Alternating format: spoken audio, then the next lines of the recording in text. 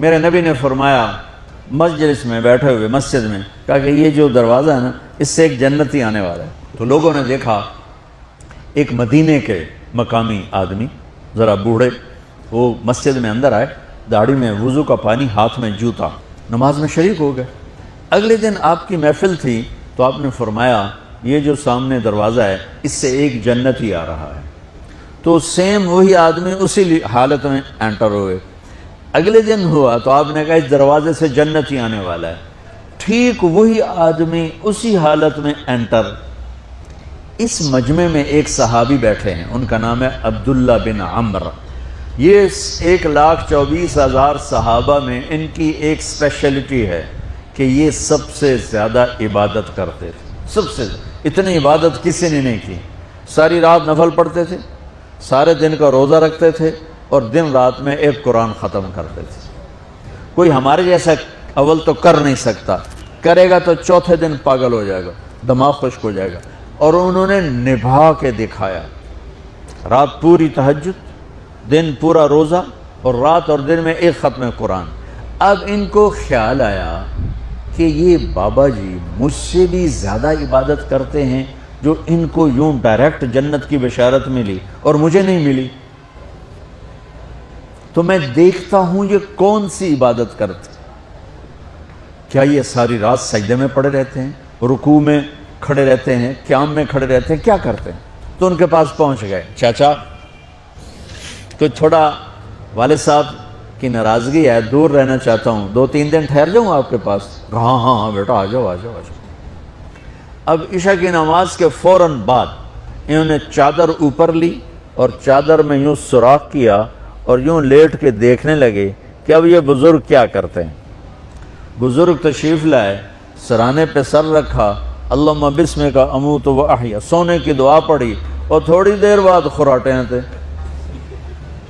وہ بڑے حیران ہوئے، بھئی میرا تو خیال ہے یہ ساری رات سجدہ کرے گا تو رو رو مصلی تر کر دے گا، یہ تو خراٹے ہی چون جاندے نہ ہو جا رہے ہیں۔ اب وہ دیکھ رہے ہیں ابھی اٹھے گا ابھی اٹھے گا ابھی اٹھے گا، پھر انہوں نے کپڑا اتار دیا، ابھی سویا ہوا ہے۔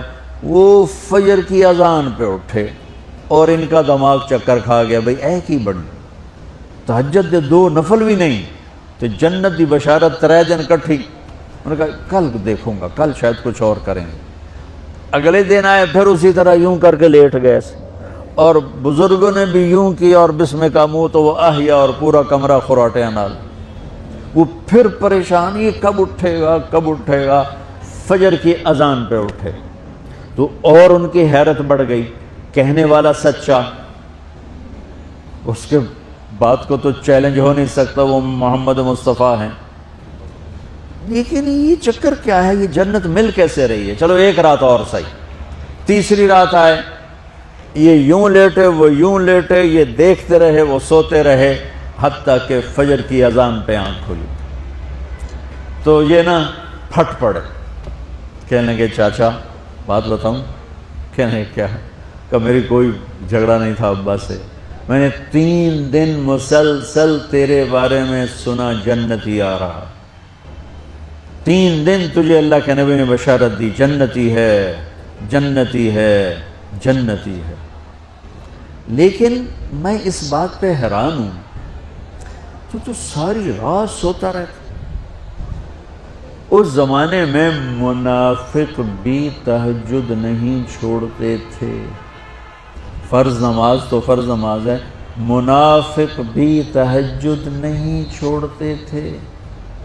تو کہنے لگے کیا کرتے ہو؟ ساری رات تو سوتے گزار دیتے ہو، کیا کرتے ہو؟ کہنے لگے بھتیجے جو تو نے دیکھا ہے یہی کرتا ہوں۔ اب یہ پریشان ہے کہ اللہ کے نبی کی بات کو تو چیلنج ہو نہیں سکتا، اور جس کو بشارت دی ہے انہوں تے فٹ نظر نہیں آ رہی کہ کیسے 2 نفل آج کہ نیک لوگ تہجد نہیں چھوڑتے۔ تو کہنے لگے اچھا چلو اللہ نے ایسا ہی، اللہ کی مرضی، اللہ کے نبی کی مرضی۔ یہ 4 قدم چلے تو آپ سننا، کہا بھتیجے ادھر آؤ، کہا بیٹا ادھر آؤ، آ گئے۔ کہنے لگے اب تو میں اصلی بات بتاؤں، اب تو میں اندر کی بات بتاؤں؟ انہوں نے کہا کیا ہے کیا ہے؟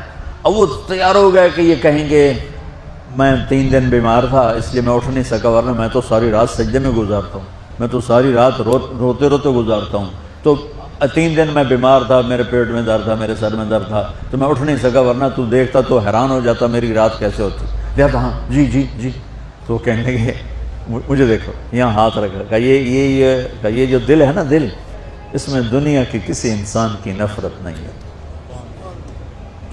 اور جب اللہ کسی کو کوئی رزق دیتا ہے تو مجھے کبھی حسد نہیں ہوا، مجھے خوشی ہوتی ہے۔ تو ان کی جو باڈی لینگویج تھی نا، حیرت میں ڈوب کے وہ کہتے ہیں ہاں بات ہے، سمجھ آ گئی، یہی سے۔ انہوں نے ایسا نہیں کیا، وہ کہنے لگے ہاذا ہوا، اچھلے اپنی جگہ سے، ہاذا ہوا، ای چاچا اب سمجھ میں آ گیا، سمجھ میں آ گیا، یہی ہے جو آپ کا سینہ اللہ نے پاک کر دیا ہے، اس پر آپ کو جنت ملی ہے۔ یہ صرف تہجد تے نفلاں تے انج سوکھی نہیں لبدی، یہ جو آپ کا سینہ پاک ہے۔ اب پہلی حدیث کے ساتھ جوڑو، میرے نبی نے فرمایا، میرے بیٹے انس، میری ایک عظیم الشان سنت ہے کہ اپنے دل کو دنیا کے انسانوں سے، میرے بچوں سنو، یہ نہیں فرمایا مسلمانوں سے دل صاف رکھ، فرمایا پوری دنیا کے انسانوں سے دل صاف رکھو۔ یہ بچیاں کر لیں، آپ کر لو، میں کر لوں، یہ تمہارے استاد کر لیں، کوئی کر لے، میرے رب کی قسم بڑے بڑے عبادت گزار ان کی پرواز کو نہیں پکڑ سکے، بڑے بڑے سجدہ کرنے والے اور رکوع کرنے والے نفلی ان کی پرواز تک نہیں پہنچ سکتے۔ ایک اس وجہ سے کہ یہ عظیم الشان سنت ہے، ایک اس وجہ سے کہ اس کے کرنے والے بڑے تھوڑے ہیں، ایک اس وجہ سے کہ یہ مشکل بہت ہے کہ آدمی کو خود ذبح ہونا پڑتا ہے تب جا کر یہ چیز ہاتھ میں آتی۔ ایسے نہیں ہے کہ تہجد کے لیے نیند قربان کر دی، ہم جماعت میں گئے 40 دن کے لیے تھوڑا روکھا سوکھا کھا لیا اور گھر کی جدائی برداشت کر لی، یہ پل پل کی موت ہے، پل پل کی عزت نفس پہ چھریاں ہیں، اور پھر یہ مسکرا کے چلتا ہے، یہ مقام اسے جبریل سے بھی اوپر لے جاتا ہے۔